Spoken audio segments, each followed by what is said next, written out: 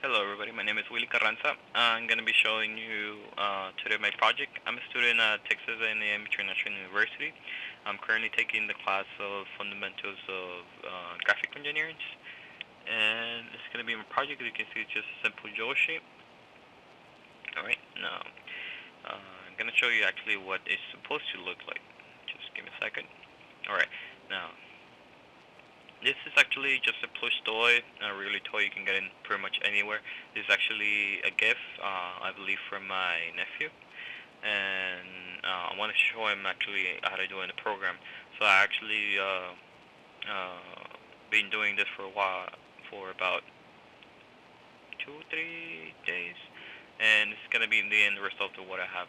I made another video of how to use text, and that's what I get. But just so you can have an idea more or less what the end product end is. Now, if you're brand new to AutoCAD, this might seem like a little hard or a little bit more confusing, but it's actually pretty easy. But right now I'm going to show you it's about the legs, because the hardest part about starting the project is actually where to start. And the reason that I did this figure is hard to make is because I didn't have an actual clear way of measuring it, which is why I started with the legs. Okay, just give me a second. There we go. Now, as you can see, even everything was so simple. The arm sits by revolving and around the x-axis, and then just flip them to make them different sensations. Alright, so what I did first is first I draw the skeleton of the feet. For example, my measurements, I believe they're a little bit off than the original ones, but basically what I did is just measure the height and more or less an estimate of how wide the feet were. Now for the first one, I just connect these dots, and that's something that wasn't lesson. You can see my feet are a little bit blocky. But what I'm going to use is I'm going to make it even better than the ones I have right now. And for that, I'm going to use another function that it's right here. It's called splice. Now splice, it is very convenient. It's very useful. You will be able to practically make any line, even curves, with just pressing a few buttons. Like you can see right here, you can just even go around it, so it follows even more smooth surface. Select here, somewhere in the middle, so it looks like an actual feet. Last point, second point, and somewhere in the same area or in the same one. Okay, now you can just press C to complete it, and it will actually just close your figure. Now, actually, what you're gonna do is you're actually gonna need about 4 of them or 2, depending on how you see it. But just for purposes, I'm gonna show you how to make more copies of it. And what you want to do is you're going to click on it, and you can, like, if you were in Word program, what you're going to do is you're going to press Control C. Okay, Control C. Yeah, there we go. And then you can just copy it. It's actually going to be copied closer to the origin, so you can just wave them across the horizon so you have an idea. I'm going to make you need 2 for 1 feet, but you can just copy 1 feet. So, but I'm going to show you right now. Let me just delete this. Okay. Okay. Now, what you want to do is you're basically just gonna extrude them. Okay. Now, each one of these, at the beginning, it won't really make any sense why I have 2. I mean, I will need 2 for each leg, but you'll see right now. Okay. Now, for my first measurements, I had the extrusion being 1, so you can just press 1, and it will have your first figure. Now, what you can do, you can just move this one, you can extrude it again, so you can have like the 2 feet one together. But like I said, you can just copy and paste the entire feet by itself, so you don't have to do this twice.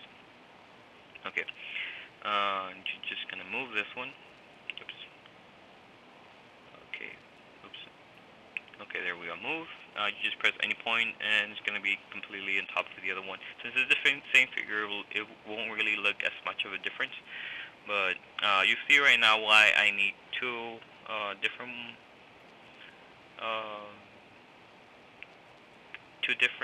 uh, figures for doing just 1 feet. What I'm going to do right now is just going to extrude the one on the top. Okay, Now let me just get to the extrusion, and you press your second figure. Okay, just actually press on it. There we go. And you're just gonna make another one. My measurements were 1, so now you have your 1. Now this is a really important part. Now what I did is so it looks like shoes. I actually use this little item right here. I'm not really sure what it's called, but you can just basically make it like a pyramid shape. Any cylinder you can make it into a pyramid, and you can actually just like chamfer it. Okay, let me just try because it's not letting me because those okay, for that little green dot. Okay, let me try again. Okay, okay, let me just take off the. Oh, sorry. Usually happens whenever you don't want it to happen. Let me just. Okay, let me take off the snap on. There we go. See, as you can see now, this looks like more like an actual feet than just two blocks piled on top of each other. And I think this is mostly for the shoe. Now you can just I can adjust in the tension right here for the shoe, but I'm gonna show you actually how to do the leg. I'm just gonna use the same function that I have right now. What I'm gonna basically what I did is just flip the view around. Basically what I'm gonna do, I'm gonna do the same function that I use right now, which is the splice, just to make it more even. As you can see, this is not going so well, but the important part about the splice is just getting the dots started. So let me just take off the snap on so you can have an idea more or less, and just here continue, and you can just complete it. Now what I'm gonna do is just make it so it actually fits the figure. There we go. Since we use splice at the beginning of the item, it will be actually pretty easy for the function to have the same shape. I'm just going to leave that for the purposes. Of course, you can actually make it a lot better once you have more practice, but just so I can have any, just so you can see more or less how it's done. Now, what? Okay, I'm just trying to perfect it now. I'm just going worse. Okay, there we go. Yeah, that seems about right.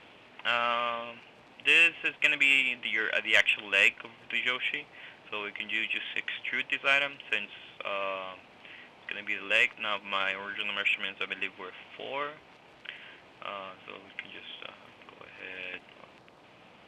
Okay, now let me just make this one single figure so we can actually manage it a lot easier.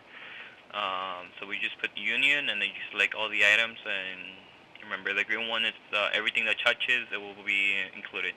Now this is going to be the single item, as you can see it's moving by itself, and let me just copy and paste it so you can have 2 legs since everybody has 2 legs usually.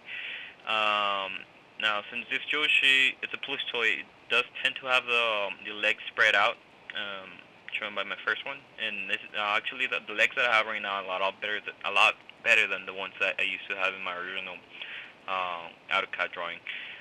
Now, there are quite a few ways to actually flip the items around, but there's this gizmo right here, which is 3D rotate. You can just choose the axis, and then you can choose how much you're gonna rotate it by. For example, this one, you can see it's a little bit more slanted inward, so you can have like what an actual leg looks like.